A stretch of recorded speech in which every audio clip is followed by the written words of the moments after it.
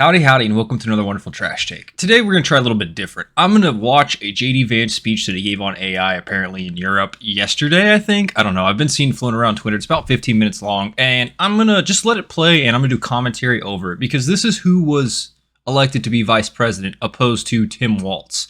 And I remember very distinctly there was a big campaign to say he was a weird guy. There's also some couch fucking allegations. Not quite sure about that. Does sound kind of weird, but then I actually looked into JD Vance and realized he's probably one of the most normal people in politics I've ever fucking seen. Like, if you haven't seen anything about him, I do suggest watching him speak. He's constantly on Twitter because apparently the vice president, which is very commonly known, basically does jack shit for the most part. So he just sits on Twitter all day fighting with people, which is fucking hilarious. Basically, he's like a mini Trump at the moment. And the way he's currently moving seems to be getting primed for position to maybe take the presidential nominee in the 2028 election cycle. I don't know. We'll have to wait and see. But I just want to try something different for this. I know I've been doing a lot of trash takes, but I wanted to see actually and give some commentary over Vance. I have seen him speak once before as well on the Joe Rogan podcast, and I've only seen like 3 episodes of Joe Rogan. So before you start typing Joe Rogan fanboy, I genuinely don't watch Joe Rogan. I've seen JD Vance, I've seen Donald Trump, I've seen Elon Musk, I've seen Mike Benz, and then apparently Mike Benz has also done another one. If you don't know who Mike Benz is, he's one of the guys that's been talking about the shadow government, i.e.,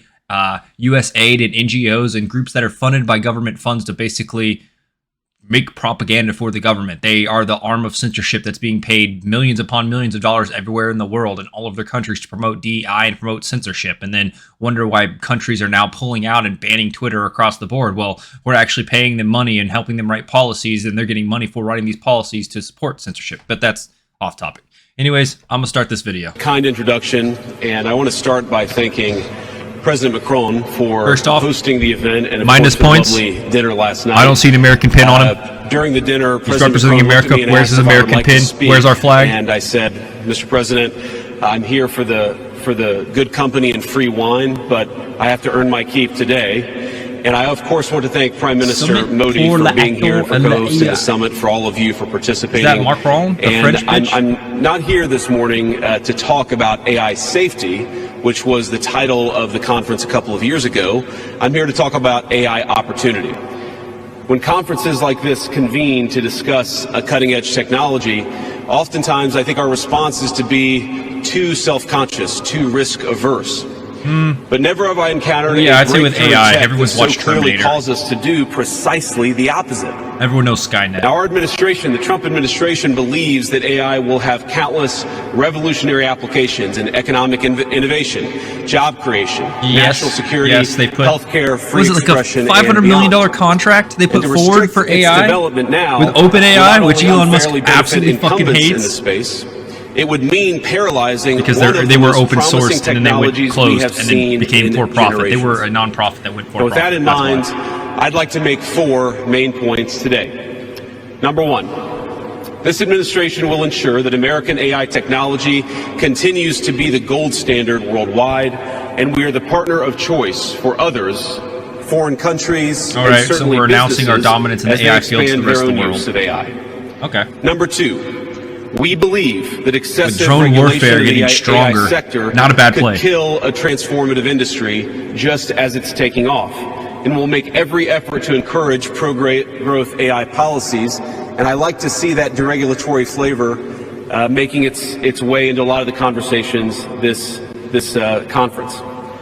Number 3, deregulation on AI? That AI must remain free from ideological bias, True. And that American AI will not be co-opted. If you ask most AI, would you rather have a nuclear warhead detonate or misgender a trans person? It's been ideologically programmed to say a nuclear warhead going off is more preferable than a fucking misgendering a trans person. I think it was Caitlyn Jenner was the example, and even Caitlyn Jenner tweeted, and it was ChatGPT at the time, that this is unacceptable. Please, for the love of God, misgender me if it stops a nuke from going off.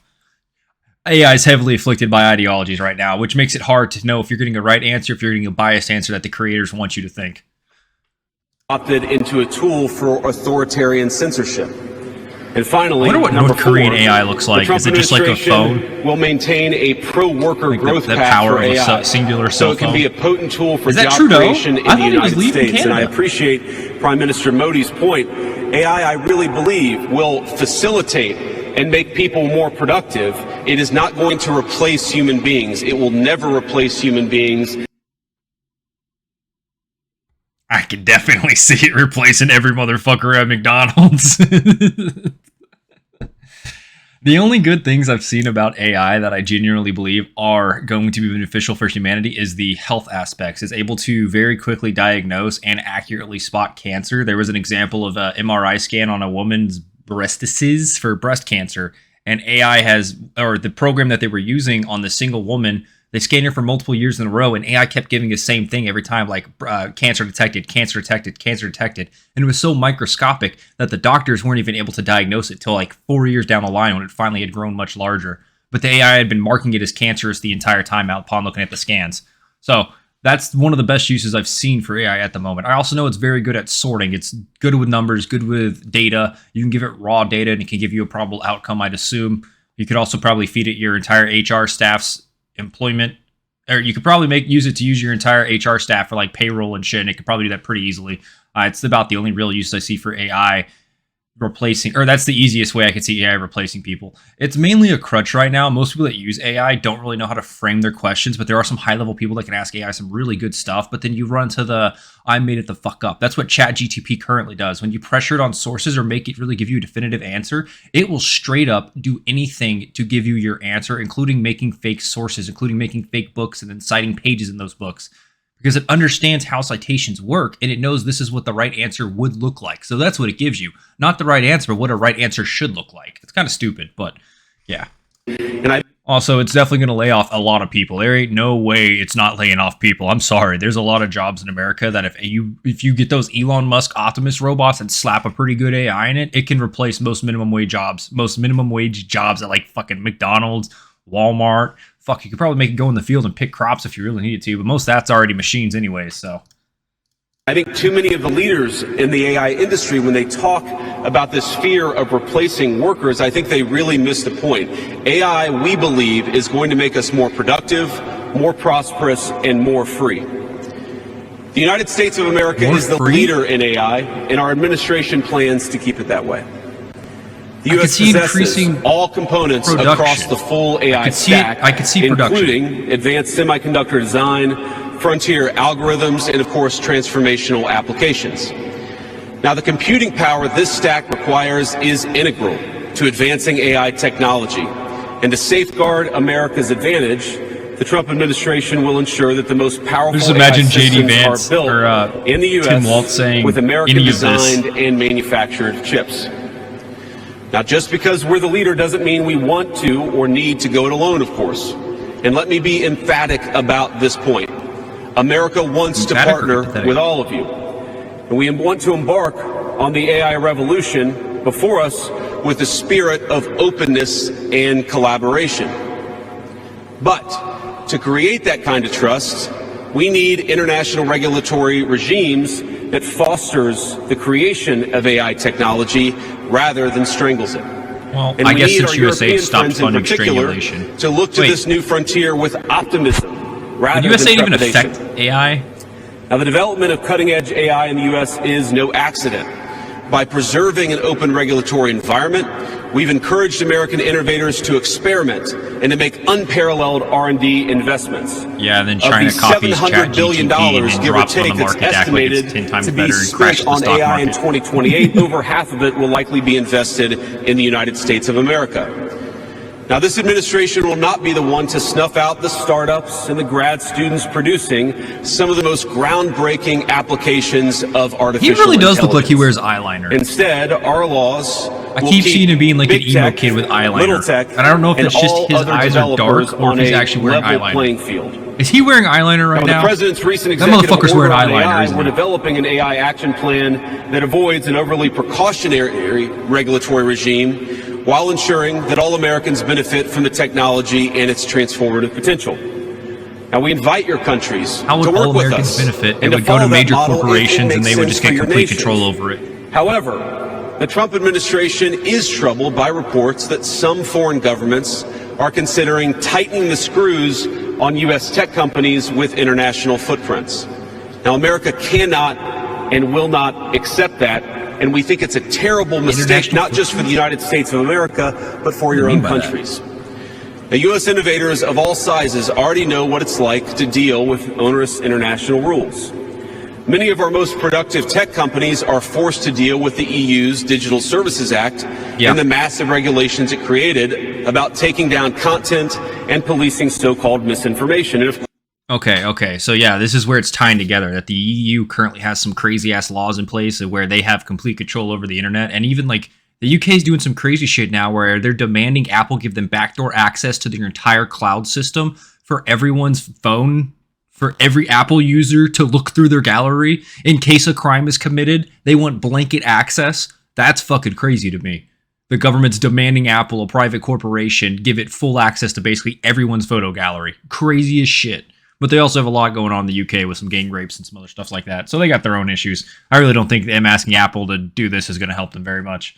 But yeah, I can see where it's coming from now. US aid has been used to basically prop up and support these censorship laws in across the world. Not even in America, really. It's kind of happening in America, but it's been across the world. These people being paid six-figure plus salaries to go sit on the boards of these companies and help basically guide them to writing censorship laws, and they were receiving money from the U.S. government, paying their salary and paying their travel fees and paying to put them out there. So it was basically U.S. forcing their influence into other countries, forcing our ideas upon other countries in order for them to receive money from us. Like I don't know, if I was in Europe and I heard about this USAID shit and realized that they're the reason why I can't say stupid, or they're the reason why I'm censored online, I'd lose my shit. That America, the country of free fucking speech, is causing censorship across the world. I would lose my shit. Of course, we want to ensure the internet is a safe place, but it is one thing to prevent a predator from preying on a child on the internet, and it is something quite different to prevent a grown man or woman from accessing an opinion that the government thinks is misinformation. Watch Alex Rawson. He's kind of cool. Meanwhile, for smaller firms, navigating the GDPR means paying endless legal compliance costs or otherwise risking massive fines. Now, for some, the easiest way to avoid the dilemma has been to simply block EU users in the first Telegram place. CEO, is this really the creator future recently? That we want, ladies and gentlemen? I think the answer for all of us should be no. Now, there's no issue where we worry about more than regulation when it comes to energy. And again, I appreciated the comments of so many at the conference because they recognize that we stand now at the frontier of an AI industry that is hungry for reliable power and high-quality semiconductors. Yes, true. Yet too many of our friends are deindustrializing on the one hand and chasing reliable power out of their nations and off their grids with the other. Yeah, that's why SMRs, small modular reactors, they're mini nuclear reactors, basically plug and play.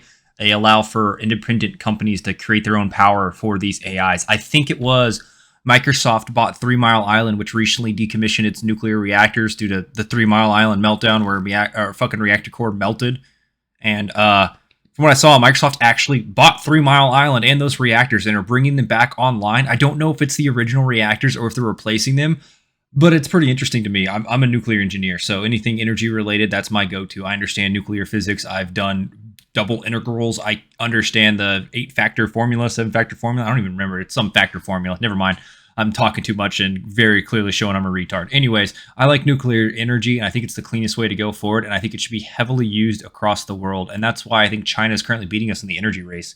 If you compare energy in America to energy in China, over the last 10 years, China's like 5x their energy output, and America's basically been the same, which is fucking crazy. We should be absolutely scaling up, and that's what these companies in America that are doing AI have realized, that the American power grid cannot support AI as it currently is. So they're literally finding it to be more cost beneficial to buy a mini nuclear reactor to power their fucking AI. That's how much energy these bitches need, because they have to basically supply energy to every single GPU. I don't know if you've seen what a 4090 looks like. It's a fucking brick, and they're only getting more brickier, though those aren't the GPUs technically that they use for AI. There's a special type of GPU that NVIDIA has. It costs like $20,000 per unit, I think, at the cheapest, and that might be for later generations. I think now they cost over $100K, but there's some crazy ass GPUs that they use for more computational power than you would ever need for a person. But when you're using AI, you're creating a brain via computers, and it's living, thinking, and the synapses are basically the GPUs all firing at once, which is kind of fucking crazy. But either way, you need a lot of power, you need a lot of space, and so because of that, companies are creating their own power grids, essentially. The AI future is not going to be won by hand-wringing about safety. It will be won by building. from reliable power plants to the manufacturing facilities that can produce the chips of the future. True. Now, at a personal level, what excites me most about AI is that it is grounded in the real and the physical economy. The success of the sector isn't just a matter of smart people sitting in front of a computer screen and coding. And specialized skills. It depends on those who work with their hands. Even as robotics will change our factories, it will certainly make our healthcare providers better at treating diseases, but it will also depend on the data produced by those healthcare providers. It could improve your factories via quality control. If you have AI scanning your product, it might be able to detect microfractures at a better rate than, say, NDT and an NDT inspector could. But you would still have to have some crazy tech set up in order for it to be actively live reading product as it comes across. NDT is non-destructive testing. It's a form used in most manufacturing to see if there are microfractures on a piece of cut material. It depends. I mean, you can do it for bending. You can do it for CNC operations. Computer numerical cutting. The NDT is just used across the board to check to see if something's going to break when you actually use it. That's all it is. And I guess, yeah, you could use it for AI. And I mean, the current process for NDT is not that complicated. It's just time consuming. So, by those doctors and nurses, I believe it will help us create and store new modes of power in the future. But right now, AI cannot take off unless the world builds the energy infrastructure to support it. Yeah, true. Now, it's my view that tech innovation over the last 20 years has often conjured images of smart people staring at computer screens, engineering in the world of bits.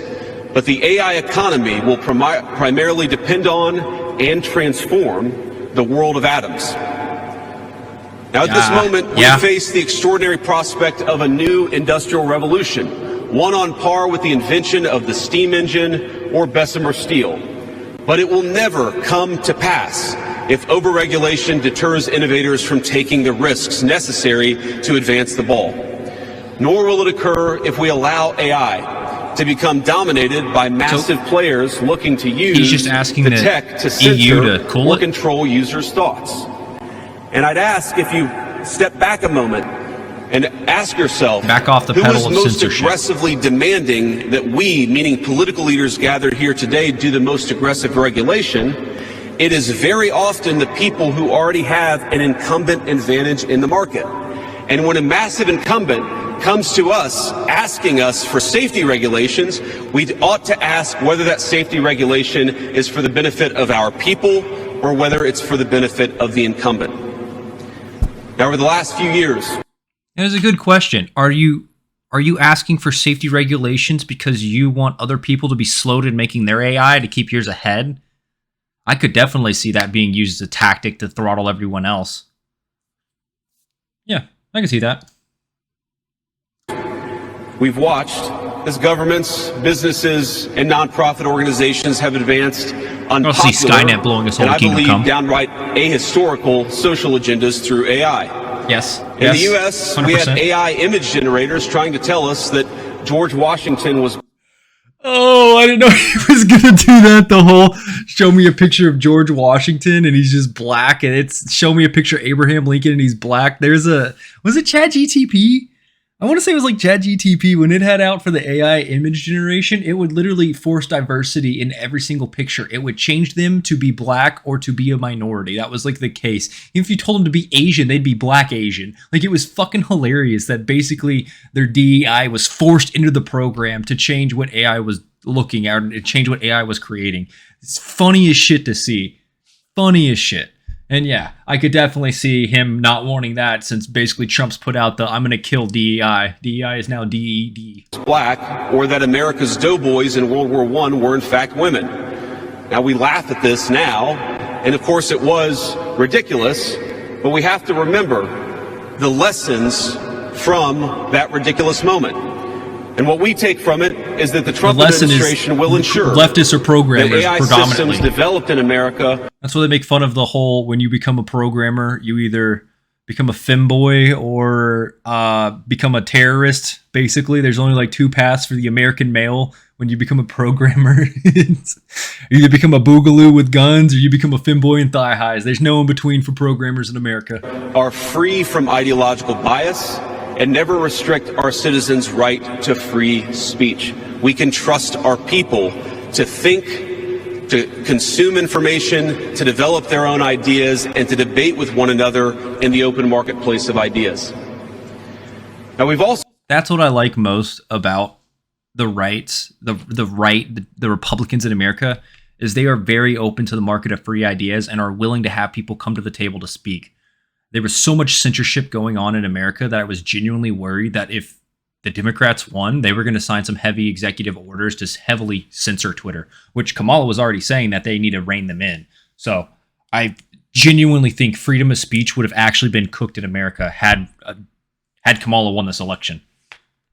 Also watched as hostile foreign adversaries have weaponized AI software to rewrite history, surveil users, and censor speech. This is hardly new, of course. If you asked OpenAI about the Tiananmen Square massacre, OpenAI, Whale AI, it was the Chinese AI that came out. I already forgot the name. It looks like a whale. I forget what they actually called it. But if you asked its AI about the Tiananmen Square massacre, it would start typing out the answer, then heavily censor and basically say, "Sorry, I can't do that."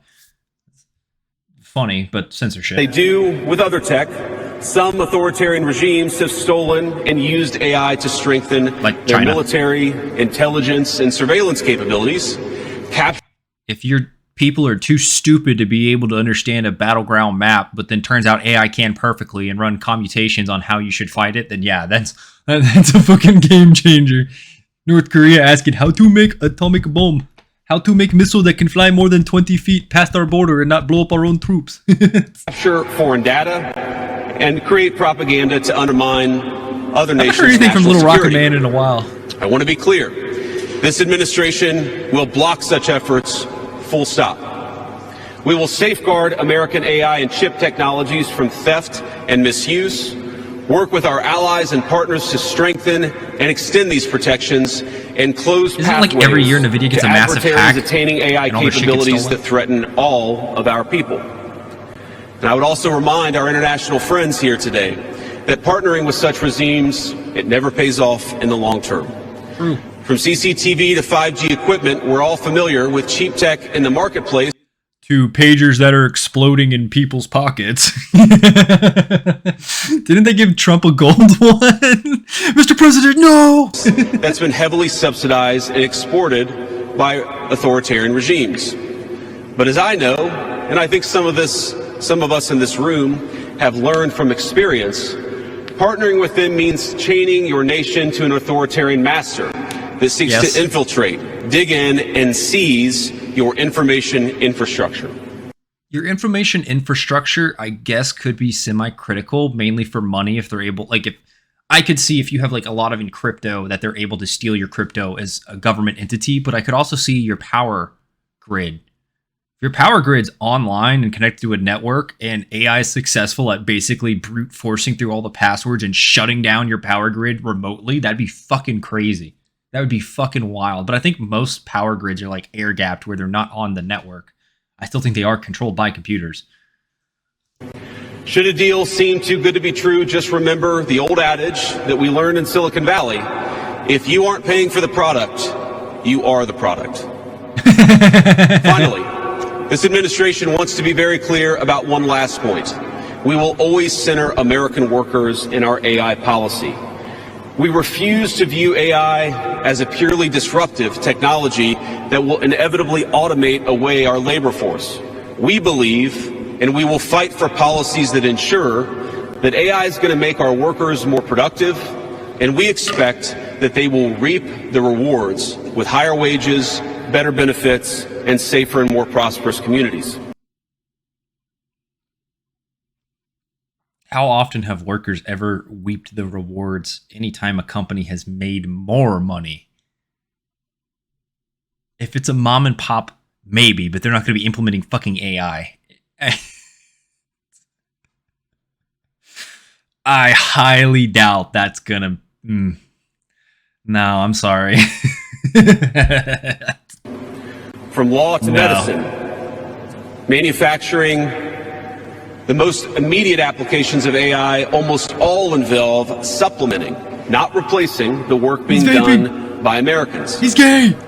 Now, combined with this administration's worker-first approach to immigration, we believe that a U.S. labor force prepared to use AI to its fullest extent will instead attract the attention of businesses that have offshored some of these roles. To accomplish this, the administration will make sure that America has the best trained workforce in the world. You do that to China? Our schools will teach students how to manage, how to supervise, and how to interact with AI-enabled tools as they... Just to interrupt, I saw that apparently Trump has officially signed an order to completely destroy the Department of Education today. So see how well that goes with our schools. To be honest, though, I think private schooling is more preferable than the basically bureaucracy that schools are turning into. They're hiring more and more levels of management opposed to actually hiring more teachers. So don't really know what the Department of Education's actually fucking doing, to be honest. They could be helpful. I haven't seen anything to make me think they're remotely helpful, though. They become more and more a part of our everyday lives. And as AI creates new jobs and industries, our government, businesses, and labor organizations have an obligation to work together to empower the workers, not just of the United States, but all over the country, all over the world. To that end, for all major AI policy decisions coming from the federal government, the Trump administration will get... It's interesting because the way he's speaking makes me think that he's actually practiced to always try to include America, but now he's at an open world stage and he's tripping over himself because he has to fix himself. But I mean, that just could be ignorant American, and that's how he is, which understandable. Guarantee American workers a seat at the table, and we're very proud of that. Now, I've taken up enough of your time, so I'd like to close with just a quick story. This is a beautiful country, President Macron, and I know that you're proud of it and should be. And yesterday, as I was touring Les Invalides with General Gravette with my 3 kids, he was kind enough to show me the sword that belonged to America's dearest international friend from our own revolution, of course, the Marquis de Lafayette. He let me hold the sword, but of course he made me put on the white gloves beforehand. And it got me thinking of this country, France, and of course of my own country, and of the beautiful civilization that we have built together with weapons like that saber. Weapons that are dangerous in the wrong hands, but are incredible tools for liberty and prosperity in the right hands. I couldn't help but think... I actually saw an interesting Twitter discussion of people saying, with how much AI is around right now, what new innovations has AI made? What new things has AI created? And I didn't see a single response in that thread of anything AI has actually created. It's only improved, but it is not able to create, which is interesting because I don't know if that's a limitation for how strong currently AI is. But I just thought it was like some food for thought type of deal. I was like, AI hasn't actually created anything yet. It can only improve what's already there. Of the conference today, if we choose the wrong approach on other things that could be conceived of as dangerous, things like AI, and choose to hold ourselves back, it will alter not only our GDP or the stock market, but the very future of the project that Lafayette and the American founders set off to create. Now, this doesn't mean, of course, that all concerns about safety go out the window, but focus matters. And we must focus now on the opportunity to catch lightning in a bottle, unleash our most brilliant innovators, and use AI to improve the well-being of our nations and their peoples. With great confidence, I can say it is an opportunity that the Trump administration will not squander. And we hope everyone convened here today feels exactly the same. Thank you, and God bless you all. Pretty good, pretty good. If AI could actually be used, which I mean it kind of is, to teach, you could definitely offload a lot of the heavy education to AI if it's able to optimize a way to keep the kids interested. I'd be curious to see how well that works, because I know you can use AI to, like, how do I do an integral, and it'll give you some information, but it's one of those of, I think that I saw it was really good at first, but now it's been so heavily diluted with bad answers that it actually gives you wrong answers now, so I'm unsure. I don't really use AI. I mean, actually, I've used AI a few times when I was doing a YouTube on a different channel. I would use AI to ask like, "Hey, I'm doing a video about this. What are some tags I should add for the YouTube video?" Because I was new to YouTube, didn't know really how it worked. I've got a better feel for it now, so I don't need AI. But I also have used it too for the gym, working out, asking about supplements, what I should do, how my recovery should be, how long should I wait between sets, that kind of information. Because I was genuinely curious. And there's a lot of information online. And there's a lot of conflicting information online. Matters if you're a man, matters if you're a woman, matters what you're trying to go for, matters basically about everything. But I that was the one time I used AI, was to get a little more clarity, especially about some supplements too that I was interested in. Not steroids, unfortunately. I don't take roids. My penis is small enough. I can't lose more there. I can't. I can't, guys. I can't. But actually, this was pretty good. I give JD Vance a 7 out of 10, 8 out of 10. It was a pretty good speech. He had a little bit of slip ups there, and I still think the message was pretty good. And for the life of me, I could not imagine Tim Walz saying any of that. Tim Walz was a goober the entire time I saw any videos about him. To go in front of the world stage to have a goober after we just had Biden, it'd be fucking hilarious to me. It would have been comical to see it happen, It would have been comical. Fate does love irony. Maybe Tim Walz is the future president. That's what's happening. We have in 2024, it's Tim Walz running it, or 2028, we have Tim Walz running as president, Kamala's his VP, and we have JD Vance running as president, and Trump's his VP. Can you be a VP after you've been president? I don't really know how VP works. I think you can. I don't know why Obama hasn't. I really feel like after you've served as a president, you don't really need to. I'd probably went out of politics. I don't know why Trump did a term, honestly. I always look back to the Obama when he first got into office, his full head of black hair, and then as he leaves, it's gray. He looks very weary and tired. Like, the presidential burden seems to be real. But Trump, for some reason, has more energy now than I've ever seen. Man's doing interviews every single day, absolutely roasting the ever-living fuck out of the reporters for asking the dumbest fucking questions. Repeatedly, day after day after day. And then also taking time out of his day to fly on the Air Force One to rename the Gulf of America, the Gulf of Mexico, to the Gulf of America, while also flying over the Gulf of America and then creating Gulf of America Day. I'm unsure if that's actually a real thing, but it sounded like that was becoming a holiday, or is now a national holiday, which I think was on Sunday, so I don't really know how that works. But, it's America, baby. That's how Americans run now. Either way, this is going to be it for this video. I am kind of hopeful for this current presidency, for what's there. I feel like we have a good mix of not too far radicals on the right or the left. They had a lot of people from the Democrats hop ship to become part of the Republican Party, specifically Tulsi Gabbard and RFK Jr. Fuck, I forgot his name. I honestly thought it was JFK. I held my tongue. And then Elon Musk, too. I don't know. Elon Musk's politics kind of confuse me, because I think he said he voted for Obama, but I mean, I was too young to remember the elections back then. I don't know. I think he went against like Mitt Romney or some shit. I genuinely don't remember what those elections looked like back then. So maybe it was one of those of, yeah, there's a clear choice here. And I felt like this last election cycle, there was a pretty clear choice of who to pick for. So I really don't think the Democrats will win in 2028 unless they purge their party from the radical leftists that are currently overtaking their party and worried more about gender and identity politics than how much it costs to go get groceries at the fucking grocery store. Until that's settled, the party's cooked. So either way, this is the end of my, I don't really know. This is like more long form content. I don't really want to call this a trash take. I think personally AI is going to help us in the future. Do I think it's going to increase the wages for all Americans? No, it's going to be used for corporations to weed out who's actually a productive worker and who they can fire to make more money. And that's not going to immediately turn them and increasing everyone else's salary. It's going to be to increase the shareholders' value, essentially, or their dividends. I don't think it's going to help people. It's just how I can see corporate greed absolutely dominating. We're getting closer to Cyberpunk 2047, 2047. Fuck, what was the year? I don't remember. Either way, thank you guys very much for tuning in. Hope you have a wonderful time. I'll see you in the next video. Until then, later.